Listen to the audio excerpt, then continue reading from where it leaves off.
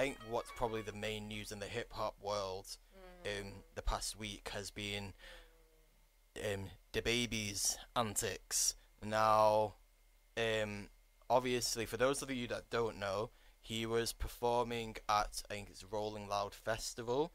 I think it's a festival, and basically he completely randomly started going on this rant, which didn't really make any sense. It wasn't like anyone said anything. He just randomly started talking. I'm not gonna lie, like I haven't even watched the whole video because I have very small like very low tolerance for like nonsense. Yeah. So like anytime there's like exactly. nonsense on like my screen, I just scroll past. Like, but I've heard what was said. Yeah. I didn't actually watch the video. So I have watched the video, but obviously we can't play it on air because literally I'd just be bleeping out loads of stuff. Yeah. But to read it to you guys, so he just randomly started addressing his audience, saying, if you didn't show up today with HIV, AIDS, or any of them deadly sexual transmitted diseases that will make you die in 2 to 3 weeks, then put your cell phone lighter up. Ladies, if your downstairs area smells like water, put your cell phone lighter up. Fellas, if you ain't sucking, you can probably assume what that is, in the parking lot, put your cell phone lighter up. Now, obviously, people that are... This is the thing that's kind of annoyed me about this, is that people have come from this and said, like, oh, like, freedom of speech, this, that, the other, like, he's just, like, joking, like, why can't you say anything? Like, he's obviously, like, he's obviously not being serious, like, people are too sensitive.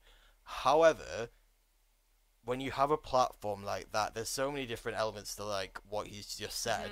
But the first thing is, obviously, he has a platform, and what he's said about HIV and AIDS is not true.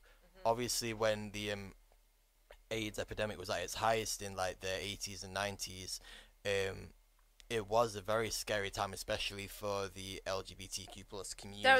There are people in those communities and parts of those communities that still to this day have not recovered.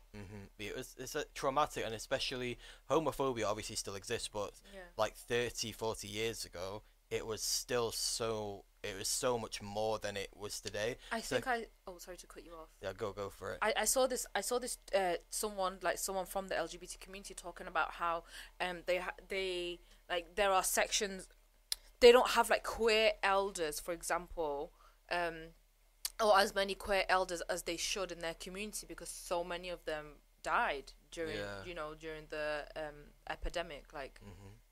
And can you imagine like going through something like that where it was so scary, no one knew what this was. There was also a kind of lack of desire to understand what it was because it was mainly affecting people from that community, which because obviously the homophobia was so rampant, it was kind of like, yeah, they're dying, but maybe like literally there was like people saying, oh, maybe this is a God's way of like I thought it's just so messed up. I mean, we don't need to like even go into what AIDS and HIV misinformation does to fuel homophobia. That's like a pretty established like notion. Everyone understands that. So for DaBaby to get up on stage, he's not just making derogatory terms about. He's not even spreading misinformation. He's spreading misinformation to the end that it's gonna incite hatred and bigotry. The thing is as well, like, so obviously we're saying like about how bad it was at that time, but thankfully, if you do contract HIV, you can actually take medication now, or take medication I think before having sexual intercourse with someone who has HIV, and it's very basic. It's very easily monitored. Makes it undetectable, basically. Yeah. Like the science has come so far. There have been so many breakthroughs to the point where like you can take medication and it will make it undetectable and non-contagious. And certainly you're not gonna die in 2 to 3 weeks. Which is obviously what DaBaby said. Now, especially when you think about how his audience is probably young people who maybe like aren't necessarily that educated about AIDS, which is a whole problem in itself, that they should be educated on like what's happening, obviously sexual health, etc. Mm-hmm. But for him to go and say that is you're right, is just fueling people It who are already weaponizes. homophobic. Yeah, it weaponizes like what is actually a serious thing, and allows like gay people to be painted as like the boogeyman. Mhm. You know, so then there is kind of like this as though we should be moving apprehensive towards this community of people because of they're apparently dangerous because they all have AIDS and they all have, you know, HIV. Yeah.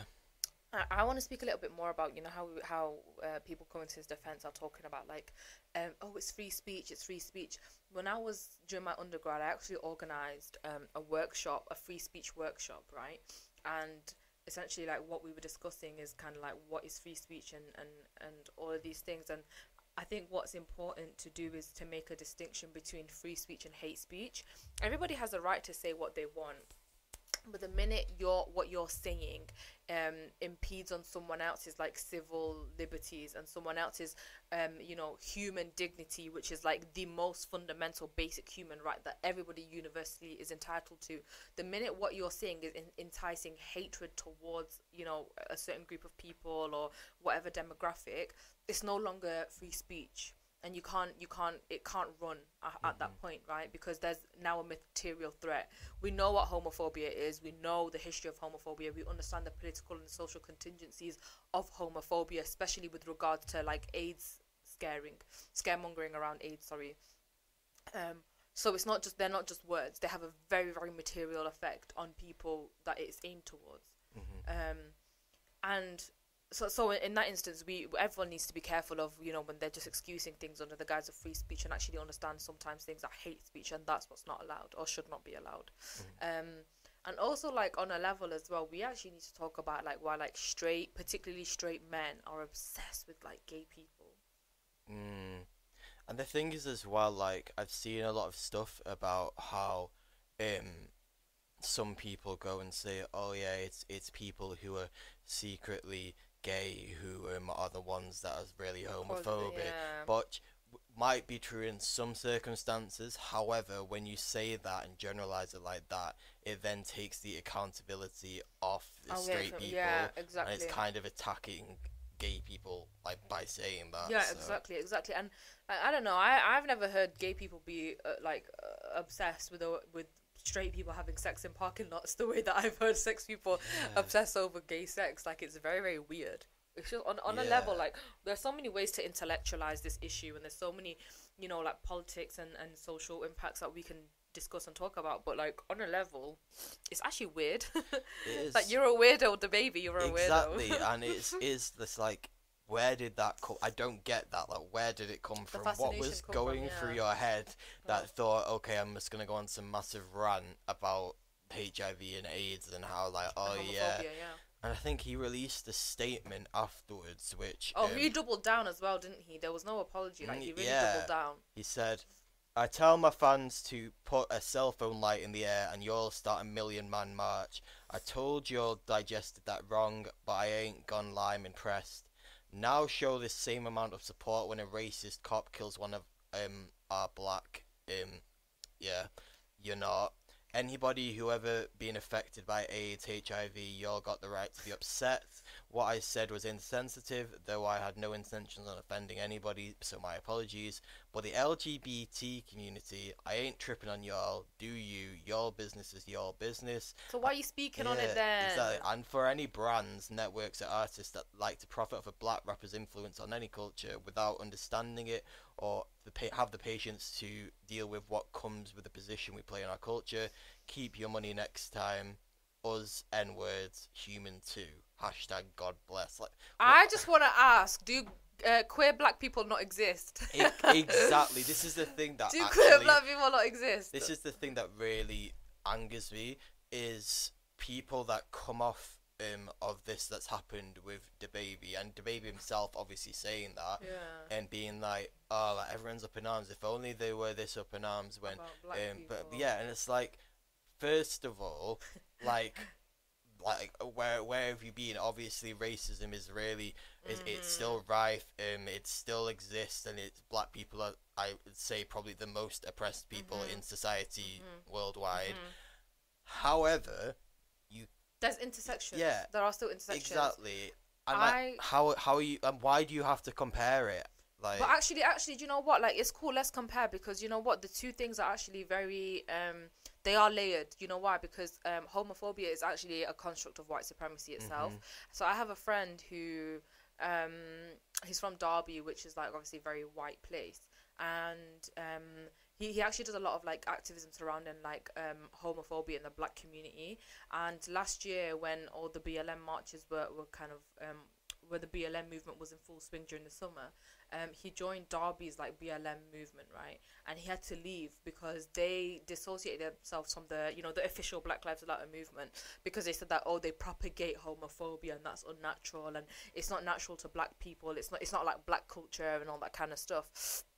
And we had a discussion, me and him, and we were basically talking about how homophobia, like you can like separate the two, you know, like anti-blackness and homophobia, you can separate them, but actually they are both iterations of white supremacy, right? Because white supremacy holds that, it holds a norm, right? So the white kind of heteronormative, heterosexual individual, that is what belongs in like the inner, right?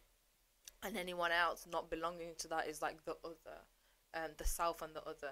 So even homophobia, even something like homophobia. So even DaBaby, he's talking about like, oh my god, like what about black rights and all that kind of stuff. Like queer rights is actually black rights. A lot of people don't realize, even as a straight black person, you can't be liberated until like queer people have been liberated as well. You know. So it's all white supremacy at the end of the day. You know.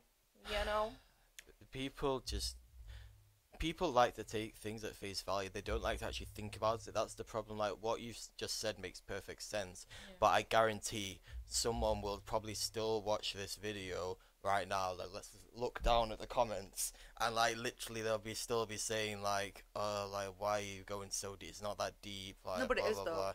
blah. Exactly. You know. It is. I just want to raise something. So I want to raise. So me, one of the kind of like organizing principles of my personal politics and practice is a manifesto, the Comahi River Collective statement, by a group of black queer women, right? And they basically, the message, their political message is the fact that no one in this world is free until the black queer woman is free. Because if we look at any structure of like oppression, any structure of discrimination, what you will find at the bottom is the black queer woman. Now, if she's free, that means every single structure of oppression is free. Do you get what I mean? Because if we think of it in terms of like hierarchies and stratifications, so people who are like, oh, it's not that deep and blah blah blah blah blah. Even especially people from like marginalized identities yourself, how are you going to be liberated when, you know, black queer people are not liberated? Because that means if they're still oppressed while you're liberated, then that means the structure of oppression that oppressed you in the first place still exists, right? Yeah. Whereas if a black queer woman is liberated, then there is no other structure of oppression that can exist, right? So I would recommend everyone to go read the the statement themselves, but that is something to bear in mind. Like, there's a genuine kind of like a political ideology behind what I'm saying here. It's not just nonsense. Yeah. No, and it all makes perfect sense. It's just annoying that people literally, there's a lack of willingness to engage, and there's only so much you can do. Exactly. Like literally, like if I just remember now when I was saying about YouTube, I don't know if you've seen, but one of the recent videos I put up was when we were talking about how Bangladesh is this South Asian economic leader, and someone commented on that with the name Jim Crow, saying. I think they said something like, this girl knows nothing. I bet she hasn't even been to Bangladesh. Oh my god. I want to go look at that. Who said that? Jim Crow, apparently. And it's just like, I bet this girl hasn't even been to Bangladesh. My guy, can you point out Bangladesh on a map? But that's hilarious. Am I allowed to go off like from my own account? Am I allowed to do that? What do you mean? Like, can I cuss this Oh yeah, like, go for it. I'm surprised, you know, like, we get like a bit of like questionable comments all the time. I'm surprised you The haven't thing gone is, in you at know what people the thing before. is? You know why? Because I purposely don't look at it, because how many times can I like, can I cuss your bloodline? Do you know what I mean? Like, because that's what I will do. If I look at the comments, I'm not going to be able to control myself. One final thing I wanted to talk about the whole like DaBaby situation as well was also the misogyny that was obviously evident there, even outside of the whole rant. The fact that he brought on Tory Lanez literally straight after Megan Thee Stallion set. Like where, like, literally, what was the reason? Yeah. It's about. I mean, they were like, so him and Meg Thee Stallion, they were like friends, right? And I think, did something happen? I think like they fell out or something happened between them, and then he brought out Tory Lanez, and like it was definitely deliberate, because she has I don't know exactly what type of like restraining order, but she has some a protective order. I think that's what it's called. Like she has some kind of like protective order against him, and it's brazy. Like, you know, it was deliberately antagonistic to her, because Tory Lanez was not listed. He wasn't listed. So DaBaby, like, Man. clearly you're like not a very nice person, in my opinion. And also I'm not a fan of T.I. Like, T.I. literally the one he's a weirdo. yeah, the one he's a who's weirdo. the one who's taking his daughter every year to get virginity tested. Yet you're saying, like, literally, I don't know if you saw, but like after the whole DaBaby situation, he actually came to DaBaby's defense and was saying, oh, if Lil Nas X can be like show his like sexuality and that, like, I don't roll with that, but it's cool, like, if he can do that, DaBaby should be able to do this. And he's like, I don't want my kids seeing Lil Nas X's thing, but he can do that. It's cool. You don't want your kids to see that, yet you're taking your daughter every year to get virginity tested. My guy, look at your head. Look at your head. What is your priorities, man? What is your priorities? Like, I don't understand, like, how, like, it's just annoying that people like that are allowed to exist like that. Like, do you know what I mean? Like, they're allowed Straight men are like bottom barrel. I'm sorry, I'm just gonna say it, bottom barrel. Like, dearie me. Fix your priorities, innit? Like, fix your house before you go speak on someone else.